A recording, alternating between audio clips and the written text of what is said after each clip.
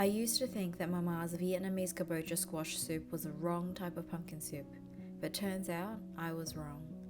Today I'll be showing you a recipe that is perfect just the way it is. Mama ye sik fan, Mami daddy sik fan, ba mẹ ăn cơm. Hi, I'm Jeanette, and here at Canh I share my childhood recipes so you can reconnect with yours. Today I'll be showing you a simple and humble dish that I never appreciated until I became an adult. To start, divide 1 kilo of kabocha squash into segments along the grooves. This time, Mum got the fruit from a friend who grows them in their garden, but you can often find them in Asian fruit shops. Now carefully cut away the squash skin and remove the seeds from each piece. Give the fruit a rinse, then divide the pieces into large chunks roughly 10 centimeters thick. A full list of these ingredients can be found at walkandkin.com, where we share step-by-step instructions so you can cook this recipe at your own pace. Bring 2 liters of water to a boil and add the squash chunks in.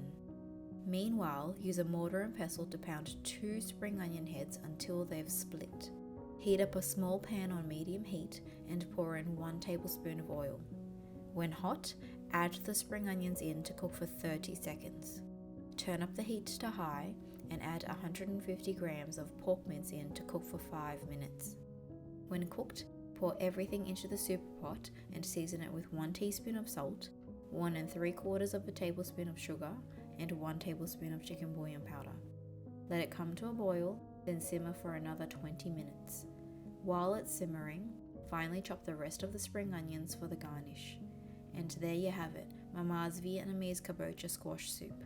Thinking back, I used to try to make my kabocha squash soup in the style I'd seen on TV and mash my pumpkin up. Something never felt quite right. Now I know why. To make this recipe just like Mama would, here are our tips for the best results. Number 1, use fresh ingredients. You'll get the freshest taste this way.